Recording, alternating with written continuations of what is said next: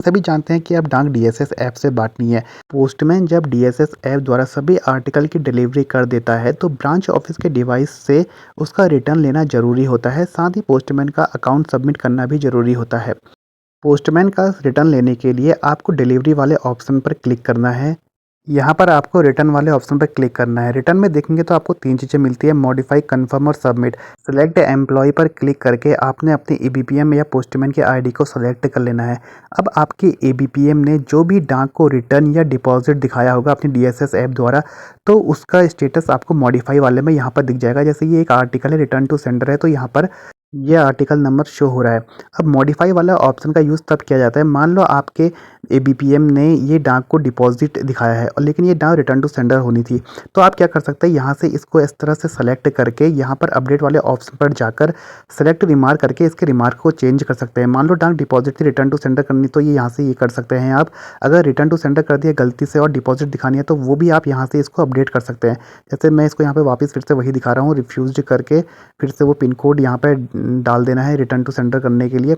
Gate पे click करेंगे तो यहाँ पर पोस्ट ऑफिस का नाम आ जाएगा, उसके बाद अपडेट वाले ऑप्शन पर क्लिक कर देंगे तो यहाँ से ये मॉडिफाई वाले ऑप्शन से जो है उसका रिमार्क अपडेट कर सकते हैं। अगर डीएसएस ऐप द्वारा किसी आर्टिकल में रिमार्क बदलना हो या गलत लग गया हो उसे चेंज करना हो तो इस तरह बीपीएम डिवाइस द्वारा उसे यहाँ से चेंज किया जा सकता है। इसके बाद सेकंड ऑप्शन है कन्फर्म वाला।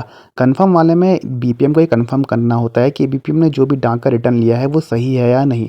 सही होने के बाद क्या करना है, यहाँ पर सेलेक्ट एम्प्लॉय करके बीपीएम की आईडी को सेलेक्ट करना है। ये वो आर्टिकल था जो रिफ्यूज्ड है, उसके बाद आपने सब चेक कर लेना है सारे आर्टिकल, कन्फर्म वाले ऑप्शन पर क्लिक कर देना है।